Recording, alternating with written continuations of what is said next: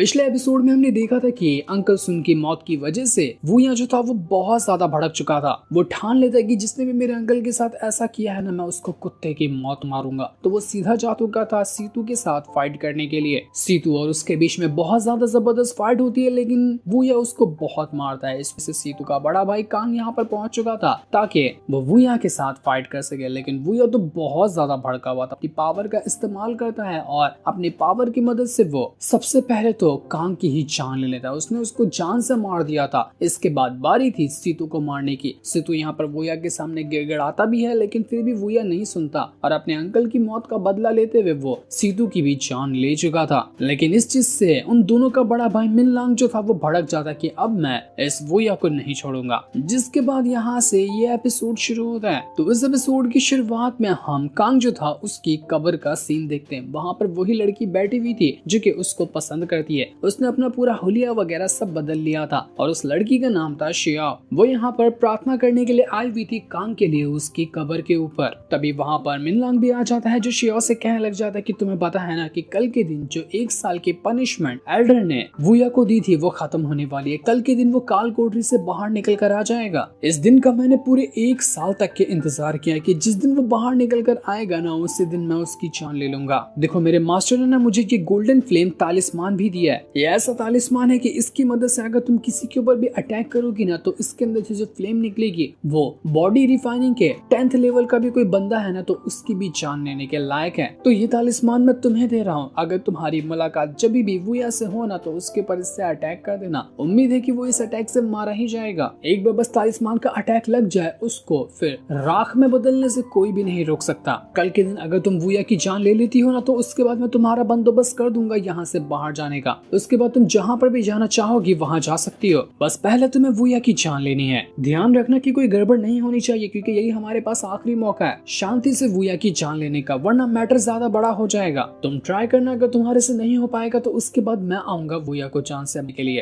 ताकि मेरे भाइयों की आत्मा को शांति मिल सके। शियाओ जो थी वो तो यहाँ पर बहुत ही ज्यादा इमोशनल हुई थी और वो अपना नया लुक कांग के कब्र को दिखाते हुए कहती कि देखो मैं कितनी ज्यादा सुंदर लग रही हूँ ना, ये सारी सजावटें तुम्हारे लिए थी, लेकिन उस वूया ने मुझे तुमसे अलग कर दिया, वो भी हमेशा के लिए। इस चीज का बदला भी ना मैं उसी तरह से लूंगी जैसे कि उसने तुम्हें मुझसे अलग करके लिया है। इसके बाद पूरी की पूरी जगह पर आग लगा देती है कि अब यही आग में वूया भी जलने वाला है। जिसके बाद वो वूया को मारने के लिए निकल चुकी थी। तो वही हम वूया को देखते हैं जो अपना सजा पूरा करके काल कोठरी से बाहर निकल कर आया था। बाहर आते साथ ही उसको सबसे पहले उसका वो मंकी दिखाई देता है। उसको देखकर वूया कहता है कि ऐसा लग रहा है ना कि सिर्फ तुम ही अब दुनिया में एक इंसान बचे हो जिसको मेरा ख्याल है, और तुम मुझे देखने के लिए दरवाजे पे आकर खड़े हो गए। तुम तो बहुत अच्छे हो। तभी वहाँ पर यानली भी आकर पहुंच जाती है। यहाँ पर आने के बाद वो एक बहुत ही ज्यादा टॉप लेवल की मार्शल आर्ट टेक्निक को लेकर आई हुई थी। वो वूया को टेक्निक देते हुए कहती कि वूया इसे अपने पास रखो, ये टेक्निक ना मुझे मेरे मास्टर ने दी है। कहा उन्होंने कि ये मैं तुम्हें दे दूं, क्योंकि मास्टर को तुम्हारी थोड़ी बहुत टेंशन है। तुम्हें पता है वो जो मिनलांग है ना, उसने पूरी 1 साल तक कड़ी की है और 1 साल के अंदर उसने अपने कंडेंसेशन लेवल को ब्रेक कर लिया है, जो कि बॉडी रिफाइनमेंट के 10th लेवल को अचीव करने के बाद आता है। वो पूरी तरह से तैयार बैठा हुआ तुम्हारी जान लेने के लिए। जिसको एक मौका मिलेगा वो तुम्हारी जान लेने के लिए तुम्हारे पीछे पड़ जाएगा। तो मैं तुम्हें वार्निंग देने के लिए आई हूँ और इसीलिए मैं तुम्हें ये टेक्निक भी दे रही हूँ। टाइम मिले तो इसको कल्टीवेट करना। उम्मीद है कि ये टेक्निक तुम्हारे काम आएगी मिनलांग से लड़ने में। इतना कहने के बाद वो वहाँ से जाने लग जाती है। तो वूया उससे कहता है कि रुक जा, मुझे ना अपने अंकल सुन की कब्र पे जाना है। तो क्या तुम मुझे वहाँ तक छोड़ दोगी? अगर तुम मुझे वहाँ तक छोड़ती हो ना तो तुम्हारा बहुत शुक्रिया होगा। तो यानली कहती है कि फिर टेंशन वाली क्या बात है, आओ मेरे साथ आओ, मैं तुम्हें वहाँ पर छोड़ दूंगी। इसके बाद वो दोनों वहाँ से अंकल सुन जो था उसकी कब्र पे जाने के लिए निकल। तो वही हम मैंग को देखते जिसको एक मोटू बंदा परेशान करने की कोशिश कर रहा था। वो उससे कहता कि यार ना तड़पाओगे, कितना ज्यादा मैं तड़प चुका हूँ तुम्हारे लिए, लेकर मेरे पास आ ही रही, आ जाओ ना प्लीज मेरे पास, मैं तुम्हारे लिए सब कुछ करने के लिए तैयार हूँ। तुम जो कहोगी मैं वो करूंगा, तुम्हारे लिए तुम्हारा कुत्ता भी बनने को तैयार हूँ, बस मेरी जिंदगी में वापस आ जाओ। मैं तुम्हें नहीं छोड़ना चाहता। मैं तुम्हारे को देख कर ही मेरे अंदर आग लग जाती है। तुम्हारी खुशबू, तुम्हारे शरीर से आने वाली खुशबू कितनी ज्यादा प्यारी है। परफ्यूम भी उसके सामने फीका है। वो यहाँ पर बदतमीजी करने की कोशिश कर रहा था मैंग के साथ। मैंग को बहुत ज्यादा गुस्सा था। वो उसको कई बार इग्नोर करती है, उसको भगाने की भी कोशिश करती है, लेकिन मोटू तो को तैयार ही नहीं था। वो कहता है कि हाय मेरी जान, जब तुम गुस्सा करती हो ना तो और ज्यादा प्यारी लगती हो, प्लीज मेरे साथ हो जा, मेरे पास बहुत सारी चीजें, मैं तुम्हें खुश रखूंगा, रानियों वाली जिंदगी दूंगा। शक्ल से तो फटीचर लग रहा था, लेकिन रानियों वाली जिंदगी देने की बात कर रहा था। मैंग यहाँ पर लकड़ी उठाकर बार बार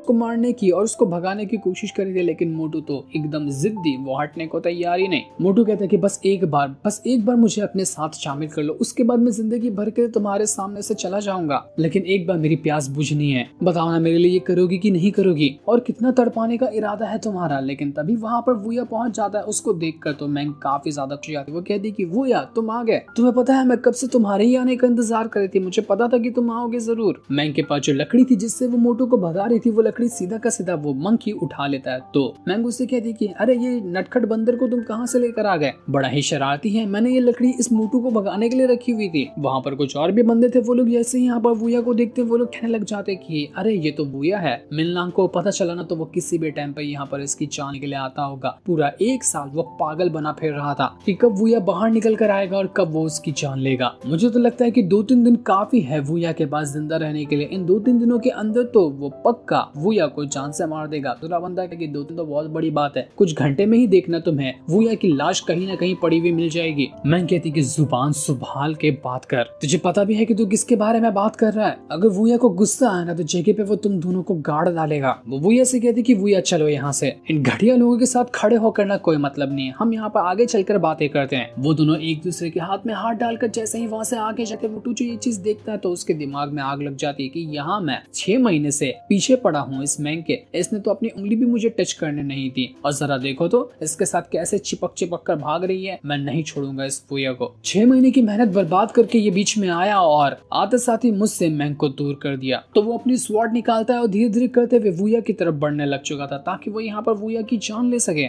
इस चीज को देखकर मैंग जो थी वो बहुत ज्यादा भड़क जाती कि आखिर तेरी हिम्मत कैसे हुई वूया के ऊपर अटैक करने के बारे में सोचने की, तुझे मैं जिंदा नहीं छोड़ूंगी। मोटू यहाँ पर मैंग से कह रहा था कि अभी देखना ना तुम मेरे पास कितनी ज्यादा पावर है, कितना बुरी तरीके से मैं वूया को हराऊंगा। जब तुम मुझे फाइट करते हुए देखोगी ना तो पक्का मुझे उम्मीद है कि प्रेस होने वाली हो, क्योंकि मैं हूँ ही इतना लाजवाब इंसान। मुझे देखते साथ ही सारे के सारे लोग इम्प्रेस हो जाते हैं, वैसे ही तुम भी इम्प्रेस होने वाली हो, तुम मेरी दीवानी हो जाओगी। ये सुनकर वूया को गुस्सा आ जाता है तो वो सीधा अपने पंच को एक्टिवेट करता है और एक ही घसीट के पंच मार देता है उस मोटू को। लेकिन मोटू ने यहाँ पर इस अटैक को आसानी के साथ रोक लिया था। वो बंदे जो खड़े थे वहाँ पर वो लोग कहने लगे कि इस मोटू के पास ना बॉडी रिफाइनमेंट की 8 लेवल की टेक्निक है, उसी के साथ इसके पास एक खास तरह की स्वॉर्ड टेक्निक भी है जिसका इस्तेमाल करे ना तो वूया को यहाँ पर आसानी से हरा सकता है। मुझे नहीं लगता कि वूया का कोई भी कंपटीशन है इस मोटू के साथ। वूया मोटू के सामने पक्का हार जाएगा। मोटू कई सारे अटैक करने की कोशिश करता है वूया के ऊपर, लेकिन वूया तो उसको लात घूसे मार मार कर उसको उड़ा कर दूर फेंके जा रहा था। वो उससे कहता है कि क्यों मोटू, हो गया क्या, या फिर कुछ और भी बाकी है, कुछ और भी बाकी है तो आजा फिर से अटैक कर ले। तो मोटू यहाँ पर धीरे धीरे करते हुए दोबारा खड़े होने की कोशिश करता है ताकि वूया के साथ फाइट करे, लेकिन इस बार भी वूया ने अपना स्टिक उठाकर ऐसा दे मारा था कि मोटू तो उड़कर दूर फेंका जाता है। उसकी हालत बुरी तरह से खराब हो चुकी थी। वो यहाँ पर अब अपनी हार मानते हुए वूया से कहते कि देखिए सर मुझे माफ कर दीजिए, मुझसे बहुत बड़ी गलती हो गई, मुझे नहीं पता था कि आप इतने ज्यादा पावरफुल होंगे, प्लीज मुझे माफ कर दीजिए, मुझे मत मारिए। मैं वूया आपको न कभी आंख उठाकर भी नहीं देखूंगा और मैं तो मैंग के आसपास भटकूंगा भी नहीं। आज से वो मेरी दीदी है, बहन की तरह मानूंगा उसको मैं। तो वो यह कहता है कि जो तूने आज किया है ना जिंदगी में, कभी भी गलती से भी उसको तूने दोहराया तो समझ जान के उसी टाइम मुझे खोद कर गाड़ दूंगा। तो मोटू अपने आप को थप्पड़ मारते हुए कहते हैं कि नहीं सर कभी ऐसा नहीं होगा, मैं मर जाऊंगा लेकिन ऐसी हरकत दोबारा कभी करने के बारे में सोचूंगा भी नहीं, क्योंकि वैसे भी आप करूंगा ऐसा तो आप मुझे मार दोगे। वो जैसे वहां से भागने की कोशिश करता है वो यह कहता है कि अरे मोटू इतनी जल्दी भाग कहाँ रहा है, रुक अभी कुछ और काम बाकी है। जो तूने लड़ाई के दौरान इन घर को तोड़ा है ना उसको बनाएगा कौन। तो मोटू भाग कर जाता है और जितना भी उसकी और वूया की लड़ाई की वजह से घर आसपास के टूटे थे, मोटू और अपने साथियों को लेकर वो घर को बनाने के काम पर लग जाता है ताकि किसी और का भी नुकसान ना हो। वूया तो अच्छा खासा सबक सिखा चुका था इस मोटू को। सबक सिखाने के बाद वो वहां से जाने लग जाता है। मैंग जो थी वो तो यहाँ पर एकदम ही ज्यादा खुश हो चुकी थी वूया की ऐसी पावर को देखकर। वो हैरान रह जाती कि वूया तो काल कोठरी के अंदर था ना, अंदर ही अंदर उसने क्या कल्टीवेशन करना सीख लिया। ये आखिर कौन से लेवल पे पहुंच चुका है, इसकी पावर तो समझ ही नहीं आ रही। सच में बहुत ज्यादा पावरफुल हो गया ये तो, जो इस मोटू को इसने आसानी के साथ हरा दिया। इसके बाद वो और मैंग वहां से चले जाते हैं। वूया सीधा का सीधा आता है अपने अंकल की कब्र के ऊपर और वहां पर आने के बाद वो मैंग के साथ बैठकर आराम से शराब पी रहा था। वो अपने अंकल से कहता है कि अंकल आपको पता है ये शराब ना बहुत ज्यादा टेस्टी है, बहुत कमाल की है, इसको आप जितना चाहो उतना पियोगे ना तो भी आपको उतना ज्यादा नशा नहीं चढ़ेगा और आपका ये मन भर देगी। मैं ना आपके साथ बैठकर ये शराब पीना, अच्छा वो टाइम जब हम साथ बैठकर शराब पिया करते थे। आज 1 साल बाद मैं आपकी कब्र पे आया, ऐसा लग रहा है कि 1 साल तक के पूरा बहरा चुका था। मैं आपकी आवाज ना सुनूं तो मेरा दिन ही नहीं जाता था, लेकिन शायद जिंदगी कुछ और ही मंजूर था। उसने आपको मुझसे अलग कर दिया और अब मैं शायद जिंदगी भर के लिए आपकी आवाज को ही तरसूंगा। आपके बगैर मेरा दिन बिल्कुल अधूरा अधूरा सा लगता है। वो यहाँ पर बहुत ही ज्यादा इमोशनल होकर अपने अंकल के लिए भी शराब निकालता और खुद के लिए भी शराब निकाल कर बैठा हुआ था, लेकिन पर बैठा ही था कि तभी वहाँ पर शियाओ पहुंच जाती है, जो अपना अटैक रेडी करके यहाँ आई हुई थी। उसको अच्छा मौका मिला था वुया की जान लेने का, तो वो उसको मारने के लिए पहुंच चुकी थी। वुया यहाँ पर तुरंत ही उसके अटैक से बच जाता है और वो ये अटैक उसको लगा नहीं था, वरना तो बहुत ज्यादा घायल हो जाता वुया अनजाने में ही। वुया जैसे ही शियाओ को देखता है वो यहाँ पर उससे कहता है कि अरे तुम यहाँ पर आई हो, मुझे लगा था कि मिलांग आएगा मेरा स्वागत करने के लिए। चर्चे तो वैसे भी हर जगह पर फैल चुके हैं ना कि आज मैं काल कोठरी से बाहर आया, तो वो आया क्यों नहीं? फट गई क्या उसकी मेरा नाम सुनते साथ ही?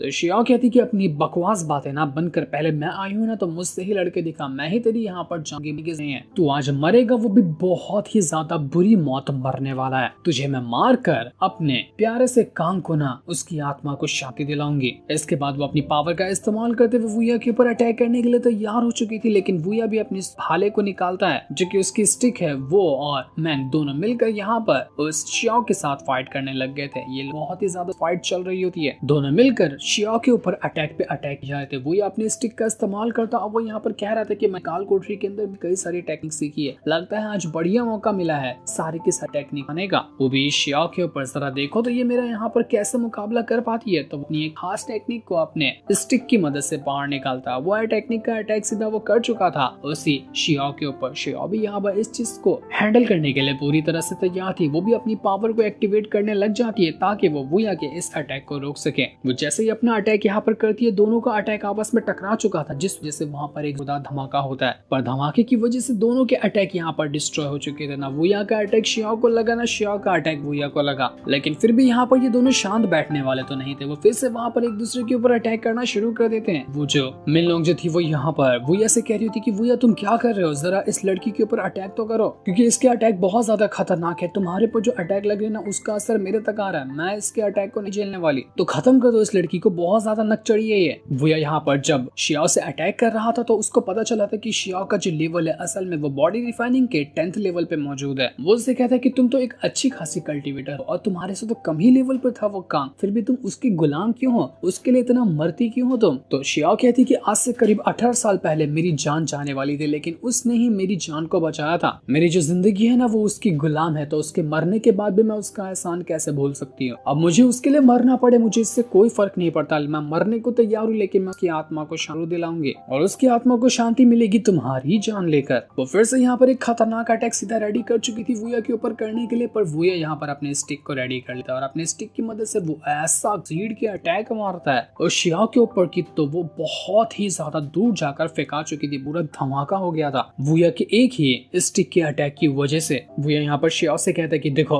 तुम लड़की हो और अभी मुसीबत से मारी हुई हो, इसलिए मैं तुम्हें जिंदा छोड़ रहा हूँ, तुम जाओ और मिनलांग से जाकर कह देना कि जब भी वो मुझसे फाइट करना चाहता है ना मुझसे आके मिल सकता, मैं उससे लड़ने के लिए पूरी तरह से तैयार हूँ, जहाँ वो कहेगा वहां आकर उसको घुसकर मारूंगा। लेकिन तभी मौके का फायदा उठाते हुए वो जो शियाओ जो थी वो उस गोल्डन फ्लेम तालिस्मान का इस्तेमाल कर लेती है और अटैक कर चुकी थी वो वुया के ऊपर। अटैक इतना खतरनाक कि पूरे के पूरे वुया के शरीर के अंदर ही आग लग जाती, वो पूरा आग से घिर चुका था। मैंग जो थी ये देखकर भड़क जाती कि तेरी हिम्मत कैसे हुई, यहाँ पर वुया तो तुझे जान बख्शने के लिए आया था ना, तूने उसके मौके का फायदा उठाया, नहीं छोड़ूंगी तुझे, मैं तुझे जान से मार डालूंगी। तो वो यहाँ पर अटैक करने की कोशिश करती है शियाओ के ऊपर, लेकिन फायदा कोई नहीं होता। शियाओ बहुत ज्यादा भड़की हुई तो वो सीधा फेंक देती है मैंग को भी वुया की तरफ। इस वजह से दोनों के दोनों आग के चपेटे में आ चुके थे। वो आग बहुत ज्यादा खतरनाक थी जो उन दोनों को यहाँ पर जला रही होती है और शियाओ जो थी वो यहाँ पर भी नहीं रुकती और भी अटैक को रेडी करते हुए वो वुया के ऊपर अटैक करने वाली थी। वुया ये देखकर घबरा जाता है कि आखिर ये किस तरह की फायर है, मैं तो हटाना चाह रहा हूँ लेकिन हट ही नहीं रही, लगता है बुरी तरह से मैं यहाँ पर फंस गया, ये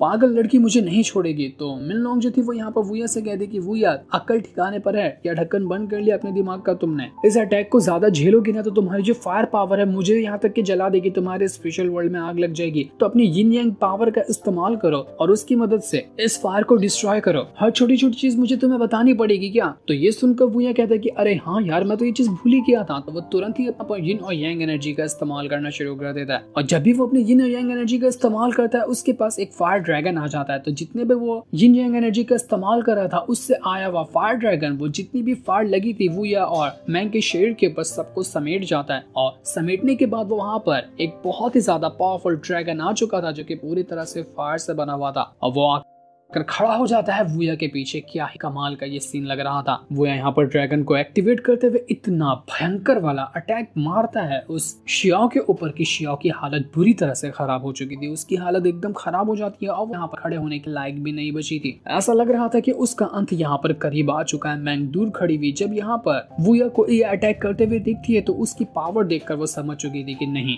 वुया ना पहले से बहुत ज्यादा स्ट्रॉन्ग हो चुका है। अगर मैं उसके कल्टीवेशन लेवल का हिसाब भी लगाऊं ना तो वो अपनी बॉडी के 8 लेवल पर तो होगा ही। 2 लेवल के बाद वो कंडेंसेशन लैंड को भी ब्रेक थ्रू कर लेगा। आखिर इतनी जल्दी 1 साल के अंदर वुया इतना ज्यादा स्ट्रॉन्ग कैसे हो गया, वो भी काल कोठरी के अंदर। हैरान कर देने ये बात है। वुया यहाँ पर फिर से शियाओ को ऑफर देता है कि देखो मुझे पता है तुम मेरा बाल तक बाका नहीं कर सकते, तो अपनी जान को खतरे में मत डालो और दफा हो जाओ यहाँ से। इसके बाद अगला मौका सच बता रहा हूँ नहीं दूंगा तुम्हें जिंदा रहने का। लेकिन शियाओ तो सुनने के लिए तैयार नहीं थी। वुया जैसे ही वहां पर से जाने वाला था, शियाओ फिर से यहाँ पर एक और अटैक को रेडी करने की तैयारी शुरू कर दी थी कि वो यहाँ पर वो कैसे भी करके मार ही डालेगी, चाहे वो उसको मारेगी चाहे वो आज खुद मर जाएगी, ताकि उन दोनों का मिलन हो सके इस दुनिया में नहीं तो उस दुनिया के अंदर। वुया यहाँ पर इस चीज को देखकर बहुत ही ज्यादा भड़क चुका था कि इसको इतना मौका दिया लेकिन ये मौका लेने तैयारी, तो मैं यहाँ पर अब और मौका नहीं दूंगा। माफ करना शिया, लेकिन अब मुझे तेरी जान लेनी ही पड़ेगी। तो यहाँ पर वुया भी अपने स्टिक को रेडी करने लग गया था ताकि वो यहाँ पर अटैक कर सकते उस शियाओ के ऊपर। जैसे ही शियाओ उसके ऊपर अटैक करने के लिए आती है, वुया जैसे अपनी स्टिक को सामने करता है कि वो स्टिक सीधा फाड़ देती है। ऐसा लग रहा था कि उस शियाओ के पेट को, जिस वजह से वो खून की उल्टियां करते हुए यहाँ पर नहीं थक रही थी। शियाओ की हालत बुरी तरह से खराब हो चुकी थी। वो यहाँ पर सीतो से कह रही होती कि लगता है ना अब मैं तुम्हारे पास आ रही हूँ, तुम्हारी आत्मा को शांति तो नहीं दिला पाई लेकिन लगता है कि हम दोनों का वापस से मिलन होने वाला है। जिंदगी बहुत ज्यादा हसीन थी जो तुमने मुझे दी थी, वो यहाँ पर एक फूल बनते हुए गायब होने लग गई थी और वो फूल जो था वो सीधा का सीधा जाकर गिरता है उसी कांच की कवर के ऊपर। इमोशनल कर देने वाला सीन तो था लेकिन वो डिजर्व भी करती थी जो वुया ने उसके साथ किया। कई बार उसने उसको मौका दिया लेकिन मौका लेने को वो तैयार ही नहीं थी, जिस वजह से उसको अपनी जान से हाथ धोना पड़ा। जो सीन दिखाते ही ये एपिसोड यहीं पर एंड हो जाता।